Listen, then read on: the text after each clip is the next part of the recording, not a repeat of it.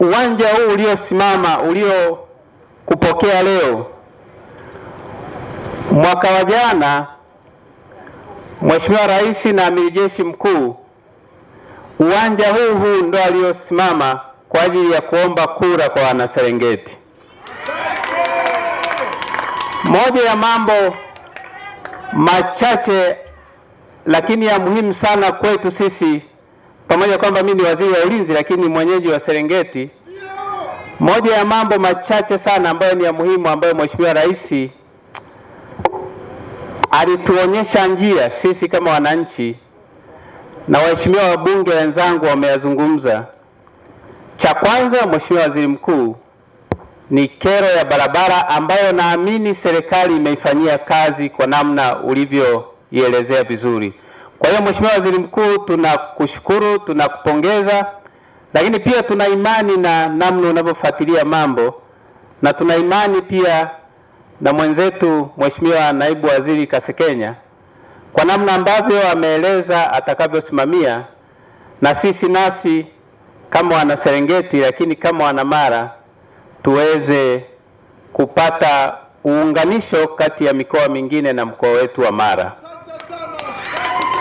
Cha pili, Mheshimiwa Waziri Mkuu, tukushukuru sana wewe binafsi kwa namna ambavyo umeshiriki pia kusimamia ile ndoto ya utekelezaji wa ushindani wa utalii ndani ya jumuiya yetu ya Afrika Mashariki.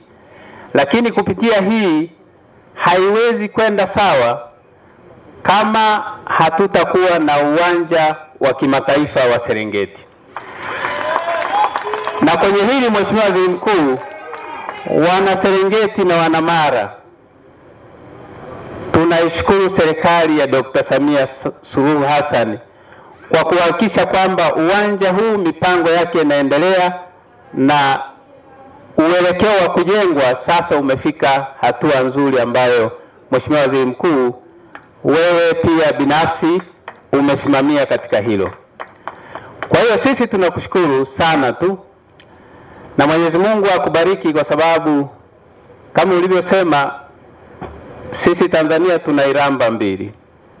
Tuna iramba ile ya Singida, lakini ambayo chanzo chake ni iramba yetu ya hapa Serengeti.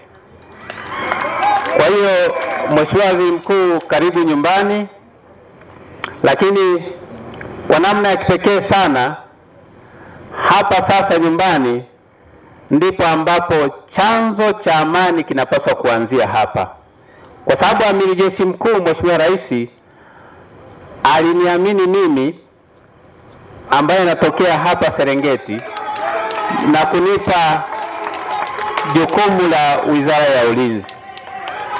Kwa maana hiyo, ndugu zangu wana Serengeti, naomba sisi ndo tuwe chanzo cha kuleta na kulinda amani.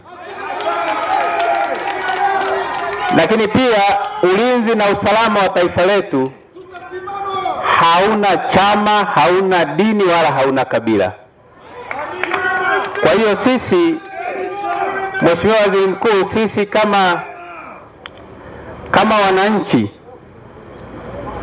usalama na amani ya nchi yetu ni jukumu la kila mzazi na kila mmoja, bila kujali chama chake, bila kujali dini yake. Na hili nawaomba sana ndugu zangu, sisi wana Serengeti na wana Mara kwa ujumla, kanda maalum, sisi ndo tuwe mabalozi wa kuleta amani ndani ya nchi yetu. Mwisho, Mheshimiwa Waziri Mkuu,